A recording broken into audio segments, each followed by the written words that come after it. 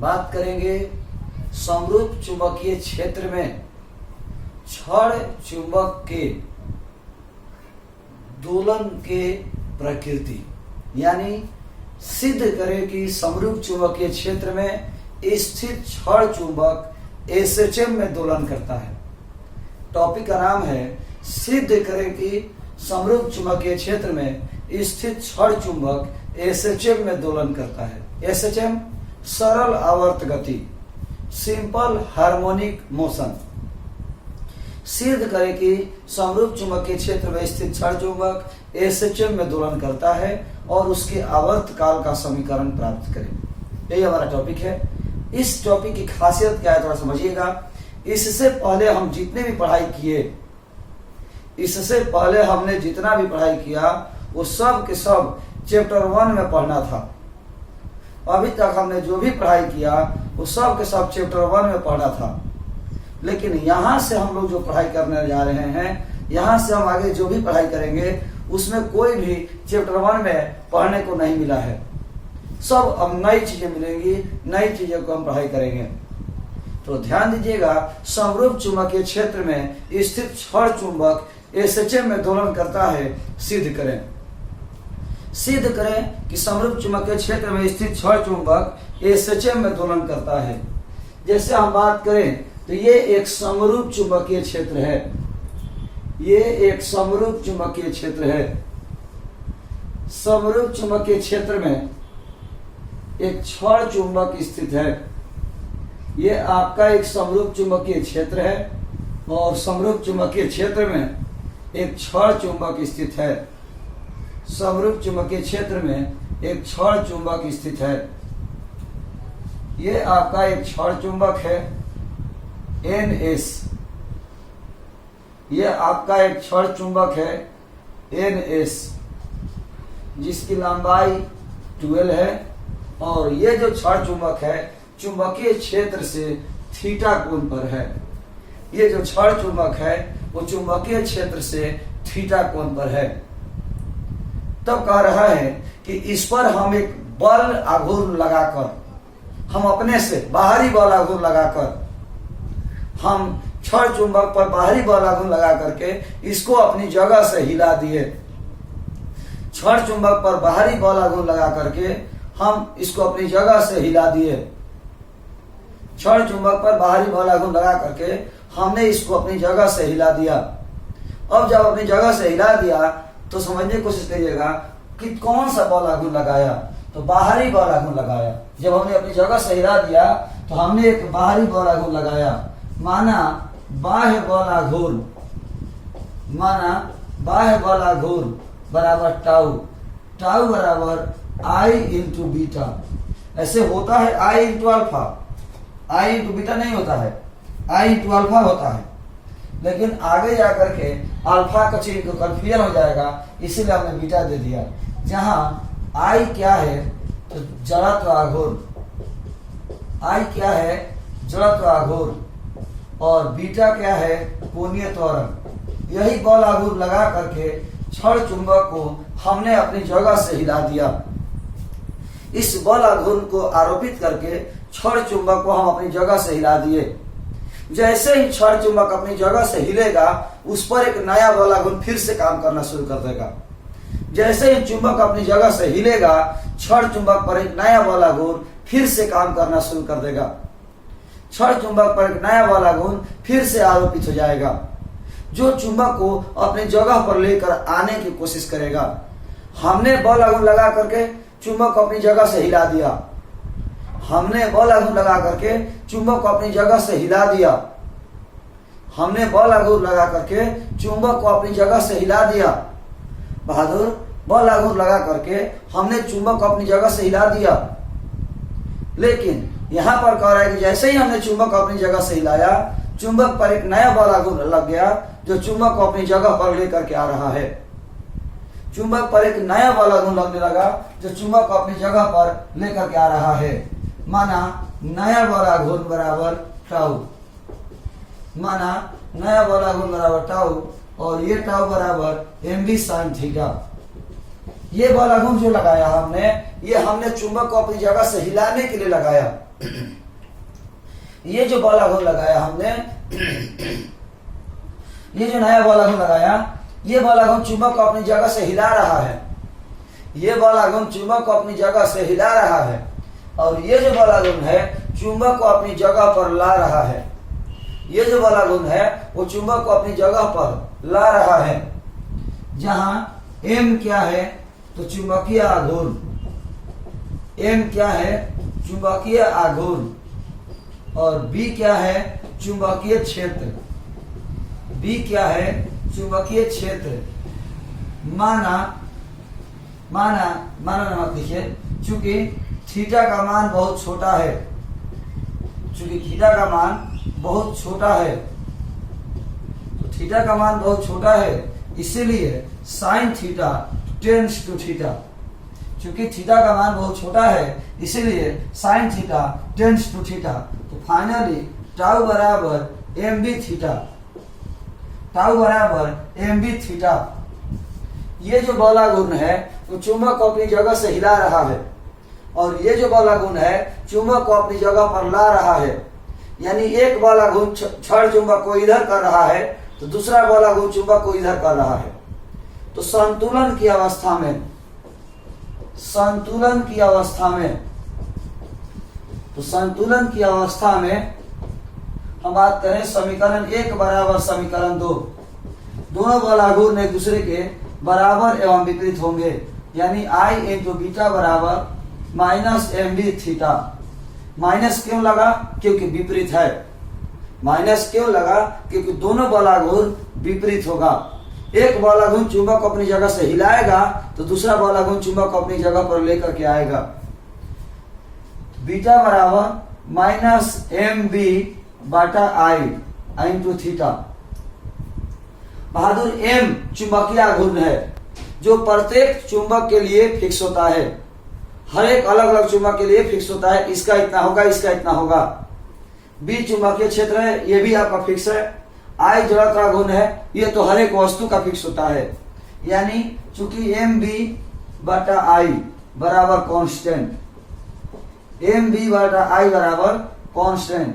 Constant को हटाएंगे, समानुपाती का चिन्ह देंगे तो बीटा समानुपाती माइनस थीटा, यानी कोणीय त्वरण समानुपाती माइनस कोणीय विस्थापन। कोणीय त्वरण समानुपाती माइनस कोणीय विस्थापन। जैसे ही बहादुर त्वरण विस्थापन के ऋणात्मक मान के समानुपाती है, जैसे ही त्वरण विस्थापन के ऋणात्मक मान के समानुपाती है, जैसे ही त्वरण विस्थापन के ऋणात्मक मान के समानुपाती है, सिद्ध हो गया। तो यह भी सिद्ध हो गया कि सरल आवर्त गति है। क्यों? क्योंकि सरल आवर्त गति किसे कहते हैं? सरल आवर्त गति किसे कहते हैं? तो वह गति जिसमें त्वरण विस्थापन के ऋणात्मक मान के समानुपाती होता है, वह गति जिसमें त्वरण विस्थापन के ऋणात्मक मान के समानुपाती होता है एसएचएम कहलाता है। वह गति जिसमें त्वरण विस्थापन के ऋणात्मक मान के समानुपाती होता है एसएचएम है। और यहाँ पर हम देख पा रहे हैं कि त्वरण विस्थापन के ऋणात्मक मान के समानुपाती है, मतलब एसएचएम में है। यहाँ त्वरण विस्थापन के ऋणात्मक मान के समानुपाती है, मतलब एसएचएम में है। हम लोगों ने यह सिद्ध किया कि त्वरण विस्थापन के ऋणात्मक मान के समानुपाती है। यहाँ हमने सिद्ध किया कि त्वरण विस्थापन के ऋणात्मक मान के समानुपाती है, मतलब एसएचएम में है।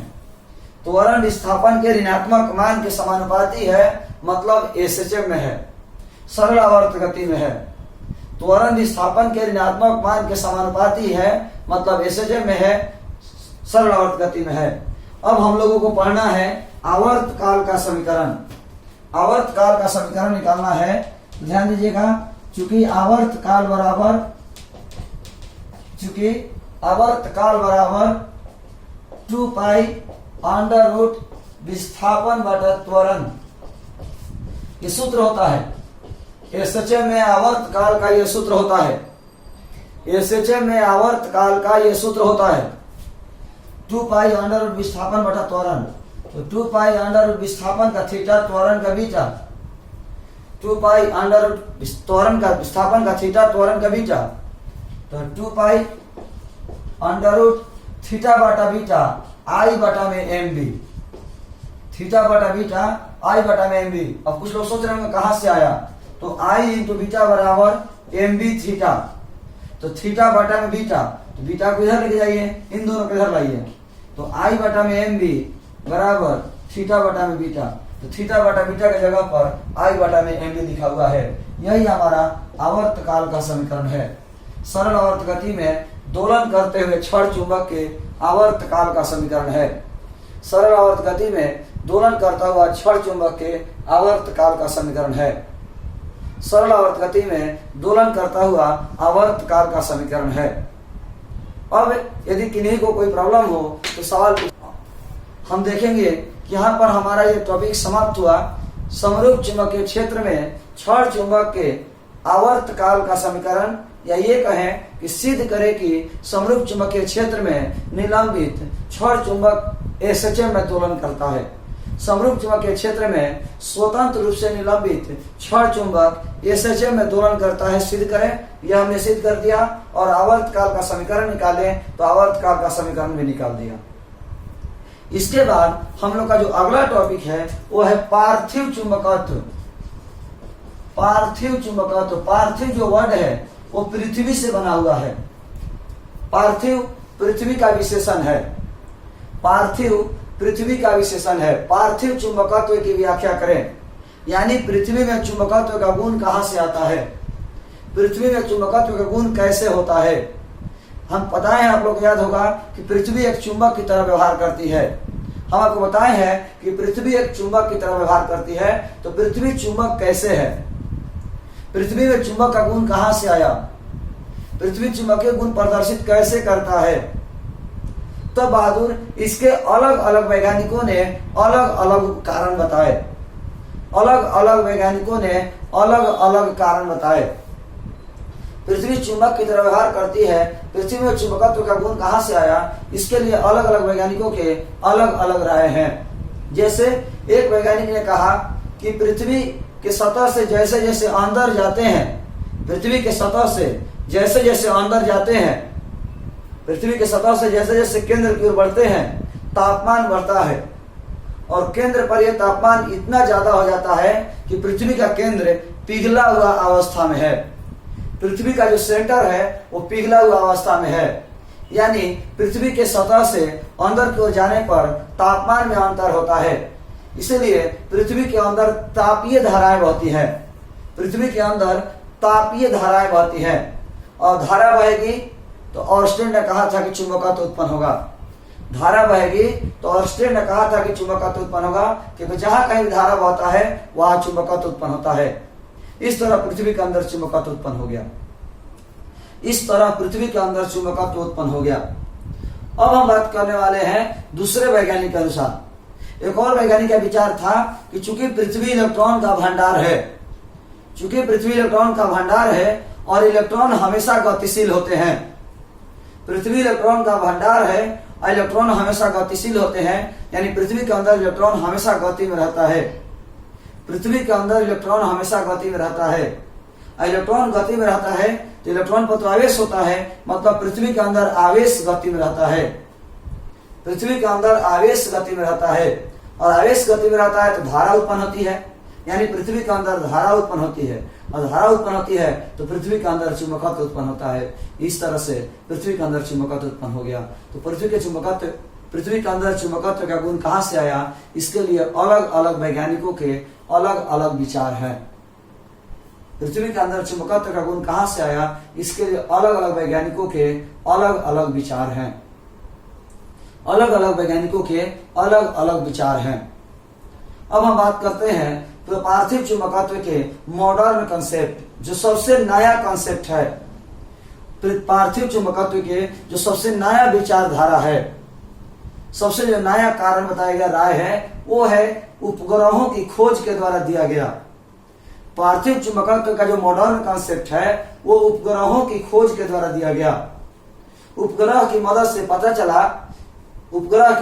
पता चला कि आसमान के आकाश के भीतरी भागों से शक्तिशाली किरणें हमारे वायुमंडल पर पड़ती हैं।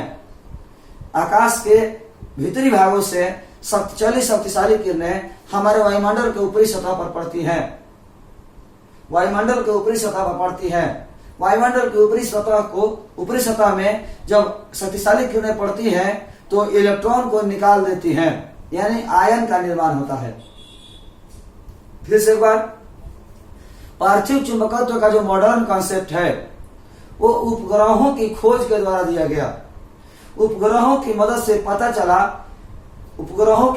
पता चला कि आकाश के भीतरी भागों से चली शक्तिशाली किरणें वायुमंडल के ऊपरी परत पर आघात करती हैं, जिससे वायुमंडल के ऊपरी परत से इलेक्ट्रॉन उत्सर्जित हो जाते हैं तथा आयन का निर्माण होता है। वायुमंडल की ऊपरी सतह से इलेक्ट्रॉन उत्सर्जित हो जाता है, मतलब आयन का निर्माण होता है। आयन का निर्माण होता है तो वायुमंडल के ऊपरी सतह में केवल आयन ही आयन भरा हुआ है। वायुमंडल के ऊपरी सतह में केवल आयन ही आयन भरा हुआ है, इसीलिए इसे वायुमंडल की ऊपरी परत को आयन मंडल कहा जाता है। वायुमंडल के ऊपरी परत को आयन मंडल कहा जाता है। रेडियो तरंगें आयन मंडल से परावर्तित होकर के ही वापस आती हैं। रेडियो तरंगें आयन मंडल से परावर्तित होकर के ही वापस आती हैं। जब भी हम लोग फोन करते हैं तो वह फोन से निकला सिग्नल पहले आयन मंडल से टकराता है और फिर आयन मंडल से टकरा करके दूसरे फोन के पास पहुंचता है टावर की मदद से। फिर से एक बार, पार्थिव चुंबकत्व का जो मॉडर्न कॉन्सेप्ट है वो उपग्रहों की खोज के द्वारा दी गई है। उपग्रहों की मदद से पता चला कि अंतरिक्ष के भीतरी भागों से, आकाश के भीतरी भागों से चली शक्तिशाली किरणें, तो आकाश के भीतरी भागों से चली शक्तिशाली किरणें वायुमंडल के ऊपरी परत पर आघात करती हैं, जिससे वायुमंडल के ऊपरी परत से इलेक्ट्रॉन उत्सर्जित होने लगता है तो आयन का निर्माण होता है। जब आयन का निर्माण होता है तो ऊपरी परत में केवल आयन ही आयन भरा हुआ है, इसलिए वायुमंडल के ऊपरी परत को आयन मंडल कहा जाता है। चूंकि पृथ्वी अपने अक्ष पर घूमती रहती है, इसीलिए वायुमंडल भी घूमता रहता है। वायुमंडल घूमता है तो आयन मंडल घूमता है, आयन मंडल घूमता है तो आयन घूमते हैं, आयन घूमते हैं तो धारा उत्पन्न होता है, धारा उत्पन्न होता है तो चुंबकत्व उत्पन्न होता है। फिर से एक बार, वायुमंडल के ऊपरी परत को आयन मंडल कहते हैं। चूंकि पृथ्वी अपने अक्ष पर निरंतर घूमते रहती है, इसलिए पृथ्वी के चारों ओर वायुमंडल भी घूमता है। वायुमंडल घूमता है तो आयन मंडल घूमता है, आयन मंडल घूमता है तो आयन घूमते हैं, आयन घूमते हैं तो धारा उत्पन्न होता है, और धारा उत्पन्न होता है तो चुंबकत्व उत्पन्न होता है। इस प्रकार पृथ्वी के अंदर चुंबकत्व आ जाता है, पृथ्वी के अंदर चुंबकत्व का गुण आ जाता है, पृथ्वी का चुंबकत्व का गुण आ जाता है। अब बहादुर, यही हमारा पृथ्वी के अंदर उत्पन्न चुंबकत्व को पार्थिव चुंबकत्व कहा जाता है। पृथ्वी के अंदर उत्पन्न चुंबकत्व को पार्थिव चुंबकत्व कहा जाता है। पार्थिव चुंबकत्व के 3 अवयव होते हैं। पार्थिव चुंबकत्व के 3 अवयव होते हैं। अवनमन, पार्थिव चुंबकत्व के 3 अवयव होते हैं। एक अवनमन, दूसरा नमन और तीसरा पार्थिव चुंबकत्व के क्षैतिज अवयव। पार्थिव चुंबकत्व के क्षैतिज अवयव, पार्थिव चुंबकत्व के क्षैतिज अवयव, ये हमारा पार्थिव चुंबकत्व के 3 अवयव हैं। पार्थिव चुंबकत्व के 3 एलिमेंट हैं, एक अवनमन, दूसरा नमन और तीसरा पार्थिव चुंबकत्व के क्षैतिज अवयव। अवनमन क्या है? अवनमन क्या है? अवनमन के बारे में बात करें तो अवनमन किसको कहेंगे? अवनमन किसको कहेंगे? तो बहादुर, भौगोलिक याम्योत्तर और चुंबकीय याम्योत्तर के बीच के कोण को अवनमन कहते हैं। भौगोलिक याम्योत्तर और चुंबकीय याम्योत्तर के बीच के कोण को अवनमन कहते हैं। अब सवाल है कि भौगोलिक याम्योत्तर और चुंबकीय याम्योत्तर क्या है? भौगोलिक याम्योत्तर और चुंबकीय याम्योत्तर किसको कहते हैं? तो बहादुर, भौगोलिक उत्तरी ध्रुव, जिसको जीएनपी कहते हैं, भौगोलिक उत्तरी ध्रुव और भौगोलिक दक्षिणी ध्रुव, GNP, geographical north pole, geographical south pole. तो भौगोलिक उत्तरी ध्रुव और भौगोलिक दक्षिणी ध्रुव को मिलाने वाली रेखा से गुजरने वाले लंबवत तल को भौगोलिक याम्योता कहते हैं। भौगोलिक उत्तरी ध्रुव और भौगोलिक दक्षिण ध्रुव को मिलाने वाली रेखा के लंबवत गुजरने वाले तल को भौगोलिक याम्योता कहते हैं। और चुंबकीय नॉर्थ पोल और चुंबकीय साउथ पोल को मिलाने वाली रेखा से गुजरने वाले तल को चुंबकीय याम्योता कहते हैं। भौगोलिक उत्तरी ध्रुव और भौगोलिक दक्षिण ध्रुव को मिलाने वाली रेखा के लंबवत गुजरने वाले तल को भौगोलिक याम्योता कहते हैं। भौगोलिक उत्तरी ध्रुव और भौगोलिक दक्षिण ध्रुव को मिलाने वाली रेखा के लंबवत गुजरने वाले तल को भौगोलिक याम्योता कहते हैं।